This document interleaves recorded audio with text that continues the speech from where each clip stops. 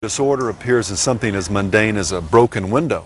How much more powerful is the catalyst for immoral behavior when the oral environment, when the music, that language of the human soul, is bent towards moral disorder and chaos?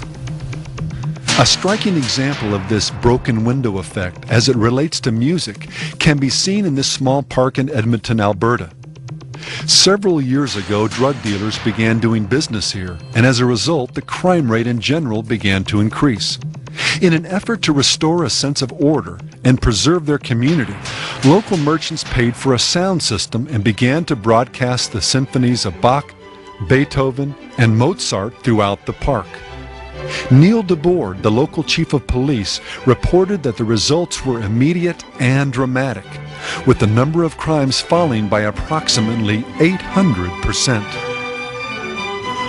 While there's no way to fully quantify all the factors that led to this decline, the gut consensus was that the beauty, intelligence, grandeur, and order projected by the classical music was so antithetical to the discord and degeneracy associated with the drug trade that many of the dealers just stayed away.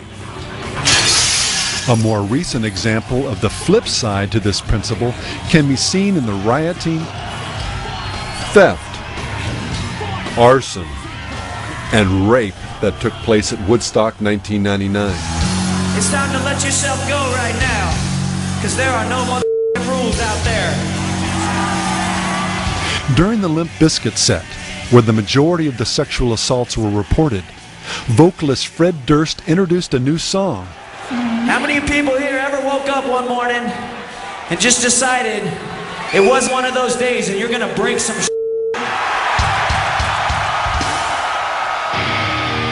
Well, this is one of them days, yo. And then sang, It's going this way, I just might break your face tonight. Give me some break. Give me some break. This chaos reached its crescendo the next night during the Red Hot Chili Peppers performance, while bass player Flea pranced about naked, and lead singer Anthony Kiedis urged women in the audience to do something so disturbing we can't even mention it here. An organization calling itself PAX, Latin for peace, distributed candles. So here, why don't you just take one as a souvenir for coming by? It was no small irony when these so-called peace candles were used to set fires that ultimately burned down a stage, 12 trailers, and brought 500 riot police onto the scene. Oh, cool, let me slip it in your fire. When asked by reporters about the pandemonium, concert promoter John Schur replied, "I can't give you an explanation. I guess they were kids blowing off some steam and it got out of hand." It's been well said, there are none so blind as those who refuse to see.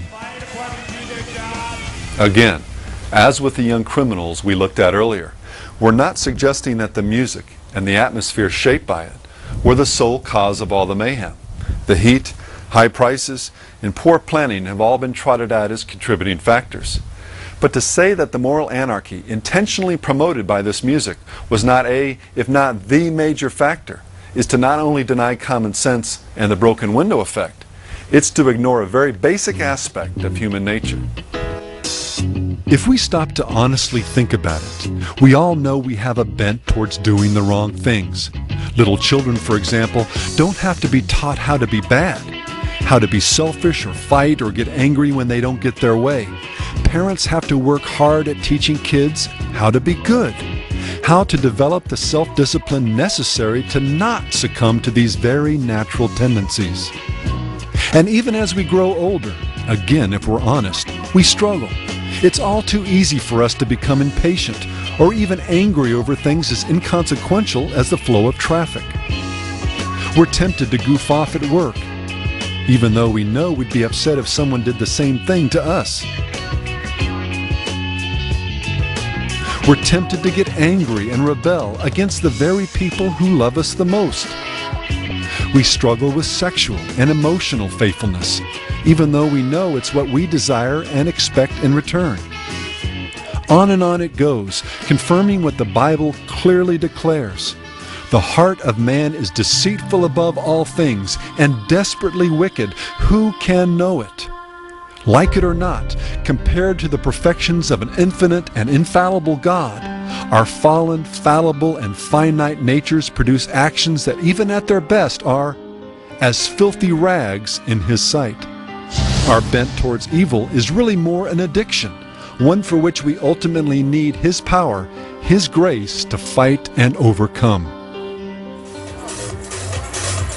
So what happens when we immerse ourselves into an environment that encourages us to give in to these temptations?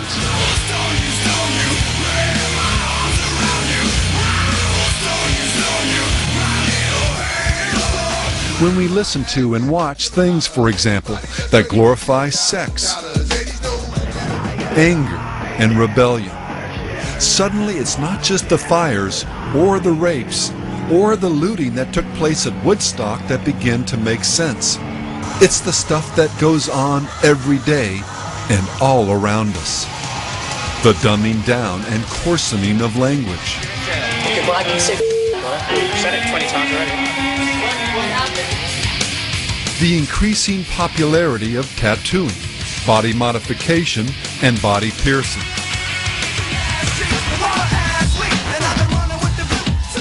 The erosion of any and all standards of modesty.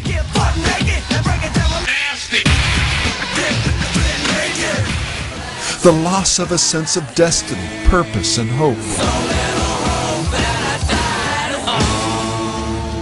The use of alcohol and drugs. I'm taking a hit for every one of y'all. The celebration of rebellion, chaos, and anarchy.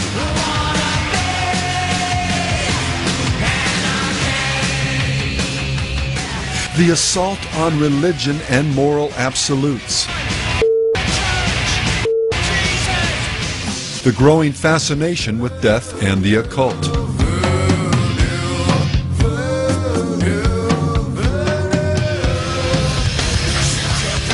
The embrace of anger, aggression, and the celebration of violence. The increasing normalization of sexual debauchery.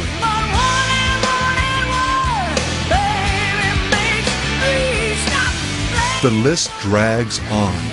The sonic environment created by many of today's artists, both at Woodstock and more importantly, throughout our culture, is encouraging behavior that in any other time and in any other context would be almost unthinkable. All right, we got one rule. There are no f***ing rules. Have a good time. The prophetic warning of Galatians 6 has come true with a vengeance. Do not be deceived. God is not mocked. For whatever a man sows, that he shall also reap. For the one who sows to his flesh shall from his flesh reap corruption.